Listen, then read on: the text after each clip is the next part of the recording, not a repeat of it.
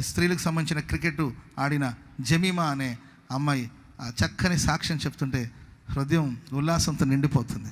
ప్రపంచమంతా చూస్తున్నారండి. ఆ అమ్మాయి దేవుణ్ణి స్తుతిస్తుంది. సాయంకాలము ఏడుపు వచ్చి రాత్రంతా ఉండినను ఉదయమున సంతోషం కలుగుతుంది. నా దేవుడు నేను కాదు పోరాడింది, నేను కాదు ఆడింది, దేవుడే నాకు విజయాన్ని ప్రసాదించాడు. ఆయనకే ఘనత కలుగునుగాక, ఆయనకే ఘనత కలుగునుగాక, ఆయనకే మహిమ కలుగునుగాక. హల్లెలూయా. ఓడిపోయే స్థితిలో ఉన్నప్పుడు దేవుడు ఆ అమ్మాయిని బలపరిస్తే ఒక ఘనమైన విజయాన్ని అమ్మాయి సాధించి ఈరోజు ప్రపంచమంతా చూస్తుందండి. ఆ అమ్మాయి ధైర్యంగా చెప్తుంది. కొంతమంది ఏదో చెప్తుంటారు, అని వాడకపోతే దేవుడు నిజమే, నేను ఆడడానికి దేవుడు నాకు శక్తిని ఇచ్చాడు, ప్రైజ్ ది లార్డ్ అని ఒక్కదాని మాట్లాడేవాళ్ళు ఎన్నైనా మాట్లాడతారు కానీ టోటల్గా అమ్మాయిని దేవుడు కనపరిచాడు. అంతే. ఆమె దేవుని కనపరిచింది.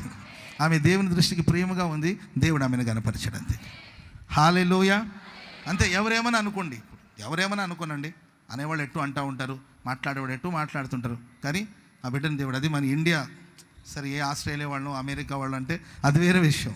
మన భారతదేశంలో ఒక ప్రభు నమ్ముకున్న బిడ్డని దేవుడు గణపరచడం అనేది నిజంగా గొప్ప విషయం. చెప్పండి, కొడుతూ ప్రభుకి స్తోత్రం చెప్పడం గట్టిగా. హల్లెలూయా.